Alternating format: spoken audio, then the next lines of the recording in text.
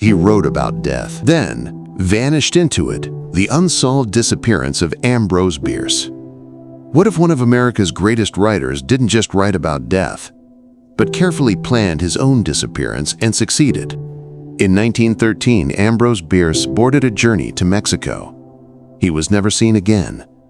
If you went to an American high school any time in the last 100 years, there's a good chance you've read An Occurrence at Owl Creek Bridge. A short story so powerful that Kurt Vonnegut called it the greatest American short story ever written. That haunting piece was written by Ambrose Bierce, a man whose life was just as dark, sharp, and mysterious as his fiction. Bierce stood at the crossroads of two literary giants.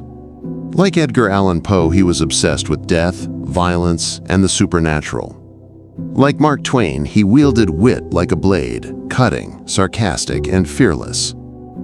His works, including The Devil's Dictionary and his notorious newspaper column, The Prattler, made him famous and feared.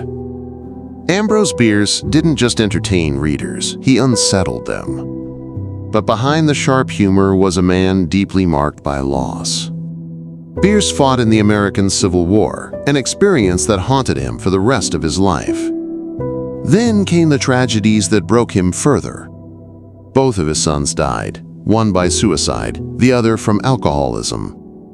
Not long after, his wife passed away. By 1913, Ambrose Bierce was 71 years old, successful, and profoundly tired of living. The last confirmed time Bierce was seen alive was October 23, 1913. A reporter from the New Orleans Daily States interviewed him as he passed through Louisiana. Bierce was heading to Mexico, he said, to report on the revolutionary Pancho Villa. But his final words were strange, almost prophetic. There are so many things that may happen between now and when I come back. My trip might take several years, and I'm an old man now. Then he vanished. Weeks later, a letter, now lost, was said to have been written to his niece. In it, Bierce joked darkly about dying in Mexico, executed against a stone wall. It didn't sound like fear. It sounded like acceptance. Maybe even intention. What happened to Ambrose Bierce? No one knows. Some believe he was killed, mistaken for a spy by Pancho Villa's forces or by Mexican soldiers. Others tell of a dying man who crossed back into Texas, delirious with illness, whispering his name as Ambrosia. And then there's the most unsettling theory of all, that Bierce never went to Mexico at all.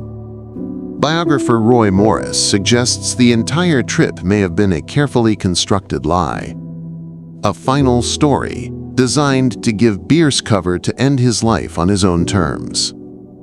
For a man who wrote about death with cold clarity and biting humor, choosing his own ending would have been perfectly Biercean. Ambrose Bierce spent his life writing about how fragile existence is. In the end, he became one of literature's greatest unsolved mysteries. So here's the question. Did Ambrose Bierce die violently in Mexico? Or did he vanish exactly the way he wanted to? If stories like this fascinate you, the forgotten, the vanished, the unresolved, then stay with this channel, because this mystery is far from the last one.